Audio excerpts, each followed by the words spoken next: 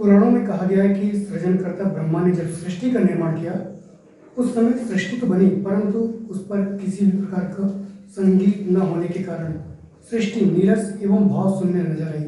और ऐसी स्थिति में सृष्टा ने सृष्टि को नष्ट करने की सोची।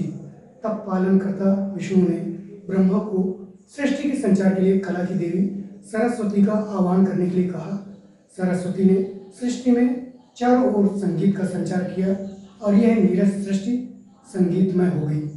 कला की विभिन्न विधाएं हैं: संगीत, नर्तन, गायन, वादन, शिल्पकारी, चित्रकारी अथवा नाटक। इन विधाओं के माध्यम से कलाकार प्रस्तुति प्रदान करते हैं और इन विधाओं के माध्यम से ही हम अपने मन के सभी भावों को प्रकट करते हैं। वहीं यह हमें शारीरिक व मानसिक रूप से स्वस्थ भी रखता है और जीवन यापन में मददगार भी है। नमस्कार, मैं हूँ डॉक्टर शैलेंद्र और आप देख रहे हैं द डॉक्टर शैलेंद्र शो, सच तो सच है। आज हमारे बीच हैं मध्य प्रदेश शासन संस्कृति विभाग के उस्ताद अलाउद्दीन खां संगीत कला अकादमी के उपनिदेशक एवं भोजपुरी अकादमी के निदेशक राहुल रस्तोगी जी। उनका मैं इस कार्यक्रम के माध्यम से स्वागत करता हूँ। राहुल जी, आपका इस कार्यक्रम में बहुत बहुत स्वागत है। जी नमस्कार। राहुल जी, अगर अकादमी की बात की जाए तो अलाउद्दीन खां संगीत एवं कला अकादमी की स्थापना के बारे में आप क्या कहना चाहेंगे? सबसे पहले तो मैं आपकी उस बात को आगे बढ़ाता हूँ जिसमें आपने पालनकर्ता और सृष्टि बनाने वाले ब्रह्मा और विष्णु की बात की। उससे आगे बढ़ती है बात और हम कूद के कलाकारों और कलाकारी पे आ गए। उसके बीच की भी एक स्थिति है जिसको समझने की जरूरत है। देखिए, बहुत सारी चीज़ों में जब मानव बना, उससे पहले ही सृष्टि बनी, ये पूरा लोक बना। संगीत जिसकी आपने बात करी या कलाओं की आपने बात करी, वो एक खास किस्म की सोच और समझ है। सच तो ये है कि हमारे जीवन में जितना भी संस्कृति का पक्ष है वो सब प्रकृति से आया। संगीत तो था, हम नहीं समझ रहे थे। कलाएं तो थी, हम नहीं जानते थे। ये जरूर सही है कि उनका संज्ञान व्यक्ति के अंदर या पूरी मानव जाति को धीरे धीरे उसका उद्घोष हुआ, उसका आरंभ हुआ। जैसे जैसे उसने जाना उसको, वैसे वैसे उसने वो अपनाना शुरू किया। एक लंबी यात्रा में आप पाते होंगे लाखों साल पहले के शैलाश्रय हमारे यहाँ मिलते हैं। अब उन शैलाश्रयों में जो शैल पेंटिंग हैं, जिन्हें हम शैल चित्र कहते हैं, वे शैल चित्र क्या हैं? दरअसल वे शैल चित्र भाषा है, लिपि है। हमने उसमें नृत्य ढूंढा, हमने उसमें चित्र ढूंढा, क्योंकि उस समय कहे जाने के लिए जो रूप रचा गया वो भाषा ही चित्र था। अगर हम ये कहें कि अपनी अभिव्यक्ति को बताने के लिए, अपनी बातों को बताने के लिए हमारे पास जो संसाधन बनते गए, उनमें से अभिव्यक्त होने वाले संसाधनों में चित्र भी एक माध्यम है, या ये कहा जाए कि संभवतः सबसे पहला माध्यम है, जिसके बहाने से, जिसके सहारे से, जिसके माध्यम से हमने अपने जीवन में जितना भी कुछ रचा जा रहा है उसको कहने की कोशिश की। खैर चलिए, जहाँ तक अब हम कूद के फिर से अकादमी में आते हैं। आप उस्ताद अलाउद्दीन खां संगीत कला अकादमी का नाम जानते हैं। आज ये अकादमी पूर्व में मध्य प्रदेश कला परिषद के नाम से जानी जाती थी। 1952 में इसकी स्थापना हुई, तब मध्य भारत था। मध्य प्रदेश बना 1956 में। पहले ये कला परिषद, मध्य प्रदेश कला परिषद, जो मध्य प्रदेश नहीं थी, कला परिषद थी, ये ग्वालियर में थी। फिर ये शिफ्ट होती है भोपाल में, मध्य प्रदेश कला परिषद बनती है और फिर बहुत लंबे समय तक मध्य प्रदेश कला परिषद संगीत, नृत्य, नाट्य, ललित कलाओं और फिल्म में काम करती रही। इन सारे कामों को करते हुए उसका जो पक्ष था वो शास्त्रीय था, क्योंकि दूसरे माध्यमों या दूसरे अनुषंगों की अकादमियां भी मध्य प्रदेश में बनी, और जिसमें आदिवासी लोक कला परिषद, साहित्य अकादमी, फिर इस तरह से बहुत सारी एकेडमीज बनी जिन्होंने अपना काम शुरू किया। तो उस्ताद अलाउद्दीन खां संगीत कला अकादमी का नया नामकरण मध्य प्रदेश कला परिषद से मिल बन हटकर उस्ताद अलाउद्दीन खां संगीत कला अकादमी 2003 में हुआ। और 2003 से ये अकादमी लगातार पहले भी कर रही थी इन्हीं अनुषंगों में काम, संगीत, नृत्य, नाट्य, ललित कलाओं में। उसमें फिल्म 5वां आयाम जुड़ा, क्योंकि पहले एक फिल्म का एक अलग संस्थान होता था, फिर वो इसमें जुड़ गया। तो अब ये कहा जाए कि उस्ताद अलाउद्दीन खां संगीत कला अकादमी लगातार संगीत, नृत्य, नाट्य, ललित कलाओं, फिल्म में काम किया करती है। संगीत, नृत्य, नाट्य का जो शास्त्रीय पक्ष है उसमें वो काम करती है, जिसके बड़े आयाम खजुराहो नृत्य समारोह और तानसेन समारोह जैसे, मैयर समारोह जैसे बड़े आयाम उसने रचे। तानसेन समारोह का 98th एडिशन होगा इस साल, खजुराहो का 49th एडिशन होगा अगले साल, और मैयर का 48th एडिशन होगा अगले साल। तो इससे ही पता चलता है कि अकादमी के काम कितने विस्तारित हैं। और इन सारे कामों को करते हुए शायद ही देश का कोई कलाकार हो जो मध्य प्रदेश कला परिषद या उस्ताद अलाउद्दीन खां संगीत कला अकादमी के आयोजनों में ना आया हो। और ये भी आपको बता दूं संदर्भवश कि मध्य प्रदेश कला परिषद वो कला परिषद है जिसके गर्भ से भारत भवन जैसी उत्कृष्ट संस्था निकली। देश में भारत भवन आज भी अकेला है, श्रेष्ठता का मानक है, और उसकी मां मध्य प्रदेश कला परिषद। तो कला परिषद में बहुत सारे ऐसे आयाम जुड़े, बहुत सारे ऐसे काम हुए जो राष्ट्रीय और अंतर्राष्ट्रीय स्तर पर ख्याति प्राप्त है। सर, ये जो अकेडमी है ये किस प्रकार की कलाओं को पोषित करेगी? मैंने जैसा अभी आपसे कहा कि मध्य प्रदेश, इसको दूसरी तरह से कहता हूँ, मध्य प्रदेश देश का अकेला ऐसा राज्य है जहाँ संस्कृति का एक संस्थागत ढांचा रचा गया। ऐसा ढांचा कहीं नहीं है। कैसे? जैसा मैंने कहा कि शास्त्रीय कलाओं के लिए मध्य प्रदेश कला परिषद, जो शास्त्रीय नृत्य, शास्त्रीय संगीत और शास्त्रीय नाट्य का जो रूप भारत में है, अब आया बाहर से, उसका एक सर्वोत्कृष्ट रूप हो सकता है। तो संगीत, नृत्य, नाट्य, फिर ललित कलाओं का एक बड़ा संसार है। उसमें मूर्ति शिल्प भी आता है, चित्र शिल्प भी आता है, छायाकारी भी आती है, वो इसका हिस्सा हुआ। और 5वां अनुषंग जैसा मैंने कहा, फिल्म जुड़ा। फिल्मों के नाते से ये जरूर है कि फिल्में हम बनाते नहीं हैं, हमारा काम है फिल्मों का फेस्टिवल करना और फिल्मों के संगीत पर आधारित कार्यक्रम करना, वो हमारा कार्य क्षेत्र है। सर, इस एकेडमी में किस प्रकार की फिल्मों को प्रोत्साहित किया जा रहा है? सभी प्रकार की फिल्मों को, उसमें भी विशेष तौर पे ऐसी फिल्मों को जो कलाओं पे, कलाकारों पे और कला परंपरा पर केंद्रित होती हैं। इसके अलावा जो फिल्मों का क्लासिकी है वो हम करते हैं, समकालीन फिल्में भी आती हैं। अगर फिल्म फेस्टिवल की थीम किसी विषय पे केंद्रित होगी तो उसकी फिल्मों को हम बुलाते हैं। सर, ये अकादमी जो है विभिन्न समारोह कर रही है, जैसे कि खजुराहो महोत्सव या फिर तानसेन महोत्सव, इसके अलावा भी अन्य कार्यक्रम कर रही है, वो कौन से हैं?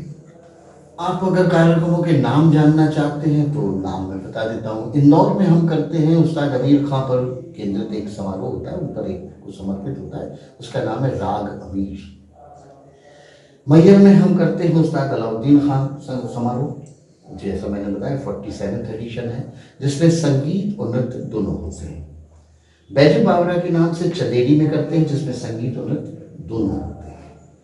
इसी तरह से घुंघरू भारतीय शास्त्रीय नृत्य शैलियों पर एकाग्र है, जो आपके आज रीवा में ही हो रहा है, ये हम अन्य जगहों पे भी करते हैं। और नाटक के मध्य प्रदेश नाट्य समारोह, राष्ट्रीय नाट्य समारोह और रंग सोपान के नाम से पुनरावलोकी नाट्य समारोह किया करते हैं। और फिल्मों का जैसे मैंने आपको बताया, ललित कलाओं के लिए मध्य प्रदेश राज्य उपकर कला प्रदर्शनी पुरस्कार एक घोषित है, जिसमें 10 अवार्ड दिए जाते हैं, जो 51,000 रुपये का प्रति अवार्ड होता है। 10 पेंटर्स को या स्कल्प्टर्स को दिया जाता है। उसकी एग्जीबिशन खजुराहो में होती है, उसका अवार्ड सेरेमनी खजुराहो में होती है। और इसके अलावा खजुराहो में ललित कलाओं का एक अंतर्राष्ट्रीय आर्ट मार्ट लगता है। इस बार जैसे वो आर्ट मार्ट लगा था तो उसमें शताधिक कलाकारों ने हिस्सा लिया फिजिकली, और 500 से ज़्यादा कलाकारों की 1000 से ज़्यादा पेंटिंग्स जो इस बार जल रंग पे थी, मतलब वाटर कलर पे बेस्ड थी, वो पेंटिंग्स डिस्प्ले की। इसके अलावा जो शिल्प के शिविर होते हैं, मूर्ति कला शिविर होता है, चित्र शिविर हुआ करता है, तो ये तमाम सारी गतिविधियां हैं जो हम साल भर में करते हैं। सर, ये जो कलाकार हैं ये किस प्रकार इन समारोहों में भाग ले सकते हैं, इसके लिए क्या प्रक्रियाएं हैं? बहुत सीधी सी बात है, ये तो जाहिर सी बात है कि आपको पहली बार खुद बताना पड़ता है कि मैं इस सुविधा में पारंगत हूँ, इस गुरु की शिष्य या का शिष्य हूँ, और आप अपनी एप्लीकेशन हमको भेजते हैं। मध्य प्रदेश कला परिषद या उस्ताद अलाउद्दीन का संगीत कलाकार, वो वैसे तो मध्य प्रदेश संस्कृति विभाग की ही एक प्रणाली है जिसमें हम राष्ट्रीय चयन समिति बनाते हैं, कार्यक्रम समिति बनाते हैं। वो समिति हमें सलाह देती है, हम उसके सामने सारे एप्लीकेशंस या नाम रखते हैं, उनमें से वो चुन के हमको बताती है। इस बार इनको आमतौर से 3 से 5 साल का लॉकिंग पीरियड होता है, क्योंकि बहुत सारे लोग देश में काम कर रहे हैं और सभी को मौका मिलना चाहिए। तो कई बार ये है कि शायद मध्य प्रदेश अकेला ऐसा राज्य है जहाँ आप ये मान सकते हैं कि सर्वाधिक, अगर ये अतिशयोक्ति की बात ना हो, जहाँ बायस्ड होके कलाकारों का चयन नहीं किया जाता है। हमारे यहाँ सबसे ज़्यादा फ्रेशनेस मिलेगी, हमारे यहाँ सबसे ज़्यादा विविधताओं से भरे हुए कलाकार देखने को मिलेंगे, उनकी प्रस्तुतियाँ देखने को मिलेंगी। तो मध्य प्रदेश की अपेक्षा है। सर, आगामी योजनाएं क्या हैं आपकी अकादमी की? आगामी योजनाओं के बारे में आधिकारिक रूप से मैं कहने के लिए ठीक नहीं हूँ, क्योंकि कोई सी भी योजना जब तक प्रशासनिक अनुमोदन नहीं होता है हम उसके बारे में नहीं बता सकते। वो अनुमोदन, उसकी घोषणा माननीय संस्कृति मंत्री जी, PS कल्चर जी, डायरेक्टर कल्चर जी वो करते। पर ये ज़रूर है कि बहुत सारे नए काम अभी पाइपलाइन में हैं और बहुत जल्द उनकी घोषणा होगी और उसमें आपको बहुत अच्छा लगेगा। सर, आप भोजपुरी अकादमी के भी निर्देशक हैं। जी, मेरे पास एक दायित्व भोजपुरी साहित्य अकादमी का भी, उसका मैं निदेशक हूँ। भोजपुरी साहित्य अकादमी, मराठी साहित्य अकादमी, उर्दू अकादमी, संस्कृत अकादमी, सिंधी अकादमी, पंजाबी अकादमी, ये नाम मैं इसलिए ले रहा हूँ कि मध्य प्रदेश शासन संस्कृति विभाग के अंतर्गत जो संस्कृति परिषद काम करती है उसके ये सब हिस्से हैं। इनका काम है अपने अपने डिसिप्लिन में या अपने विषय पर केंद्रित कार्य करना। मूल रूप से हमारी जो भोजपुरी साहित्य अकादमी जिसका मैं निदेशक हूँ, हम उसमें एक और संदर्भश आपको बात बताता हूँ कि भारत जनपदीय बोलियों से मिलकर बना हुआ देश है, जनपदों से मिलकर बना देश है। और एक बहुत अच्छी बात यह है कि हम आज भी उन सबकी सेंटिटी को, उनकी सात्विकता को, उनकी सच्चाई को, उनकी शुद्धता को बनाए रखने में यकीन करते हैं। भोजपुरी बहुत बड़ा जनपद है, बोली के लिहाज से विश्व का सबसे बड़ा जनपद है भोजपुरी है। अगर ये भी कहा जाए तो कोई बड़ी बात नहीं होगी, गलत नहीं होगा कि भोजपुरी से बहुत सारी बोलियां, बहुत सारे क्षेत्र प्रभावित हुए, पर उसके बाद उन्होंने अपना साहित्य रचा। तो भोजपुरी में जो साहित्य है, भोजपुरी के जो बड़े कलाकार हैं या भोजपुरी बोली को पोषित करने के लिए जिन कलाकारों ने अपना योगदान दिया है, के अलावा ये भी हुआ है कि भोजपुरी या भोजपुरी का जो एक और बड़ा हिस्सा हम कहें, मतलब बिहार हिस्सा जो बिहार, तो ये जग जाहिर है कि पूरे भारत में वहाँ से जनसंख्या, वहाँ के लोग पूरे भारत में गए, वे मेहनत करते हैं और अपना काम करते हैं। भोजपुरी साहित्य अकादमी का जिम्मा यह है कि मध्य प्रदेश में भोजपुरी के जुड़े हुए जो लोग हैं, जो समुदाय है, जो जनसंख्या है, जो कलाकार हैं, हम उनको एक साथ जोड़ें, उनके लिए उनकी ही संस्कृति के आयोजनों को करें और उनको इस बात का एहसास दिलाएं कि ये पूरा भारत एक है। निश्चित रहिए, आप कितनी ही दूर क्यों ना हो, लेकिन संस्कृति आपके पास है। सर, इसके पहले आप जनजातीय संग्रहालय में भी निदेशक के पद पर रहे। जनजातीय संग्रहालय नहीं, जनजातीय संग्रहालय को बने अभी 7 साल हुए हैं। मैं इसके पहले आदिवासी लोक कला परिषद में कार्यक्रम अधिकारी था। बल्कि यूँ कहा जाए कि मैंने 1984 में अपनी नौकरी वहीं से शुरू की और 2011 तक मैं आदिवासी लोक कला परिषद में रहा, 28 साल मैंने वहाँ काम किया। फिर उसके बाद विभाग ने मुझे एक नई जिम्मेदारी दे दी तो मैं शास्त्रीय कलाओं में आ गया। सर, हमारे जो दर्शक युवा देख रहे हैं, कलाकार देख रहे हैं, इनके लिए आपका क्या संदेश है? यही संदेश है। शायद मैंने अपनी बात में छुपे हुए बहुत सारी बातों को बताया कि देखो भाई लोग, आप लोगों को सच तो ये है कि इस बात पे इतराना चाहिए कि आप भारत में पैदा हुए। आपको इस बात पर इतराना चाहिए कि आप एक खास अंचल में पैदा हुए। आपको इस बात पर इतराना चाहिए कि वो अंचल, ये भारत, ये प्रदेश और आप इतने समृद्ध हैं कि दुनिया में ढूंढोगे तो नहीं मिलेंगे। बस करना इतना सा है कि उस सारे को जो हमारा अपना है, जिसे हम अपना नहीं मानते, उसे अपना मानना है। उसको मानना शुरू करिए, आप अपनाना शुरू करिए, आप देखिए फिर आपको कितना मजा आएगा। साथियों, हमारी खुशनसीबी है कि डॉक्टर शैलेंद्र सूद सच तो सच है कि इस कार्यक्रम में मध्य प्रदेश शासन संस्कृत विभाग के उस्ताद अलाउद्दीन खान, संगीत एवं कला अकादमी के उपनिदेशक और भोजपुरी अकादमी के निदेशक श्री राहुल रस्तोगी जी ने अपना अमूल्य समय दिया। इसके लिए आप सभी की ओर से मैं उनको धन्यवाद देता हूँ। सर, आपका बहुत बहुत धन्यवाद।